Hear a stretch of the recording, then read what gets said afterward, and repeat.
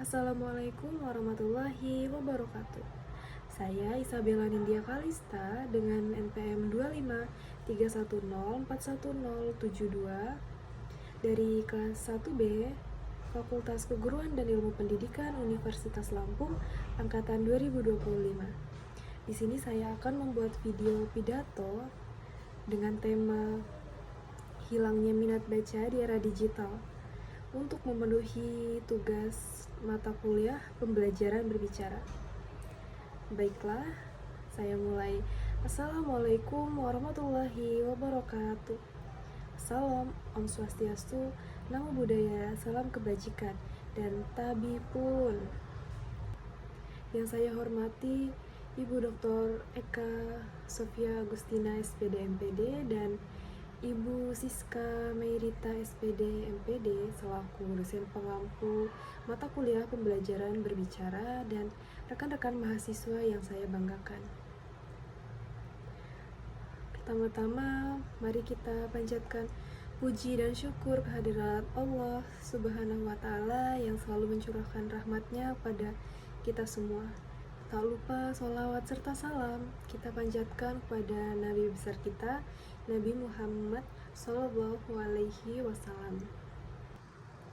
Hadirin sekalian, saat ini kita hidup di zaman yang serba cepat.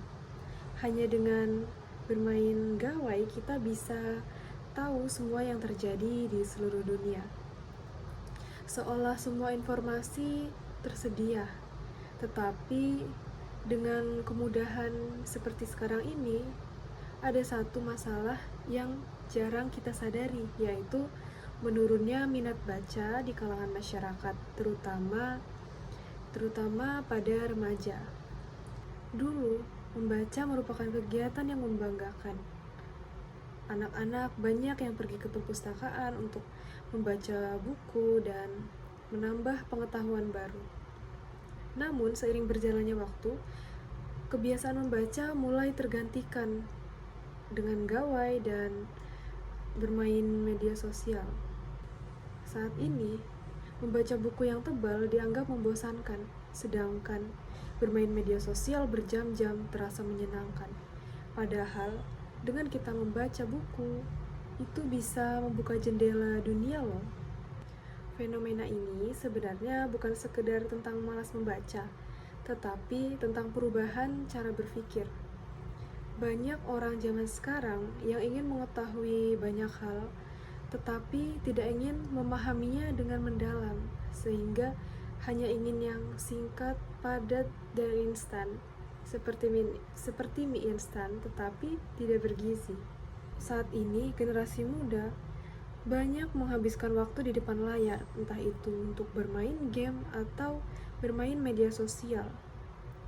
Padahal, teknologi yang sudah seperti sekarang ini seharusnya bisa membantu dan memudahkan kita untuk belajar. Tetapi, untuk sebagian orang, hal itu malah menjauhkan kita dari kebiasaan membaca.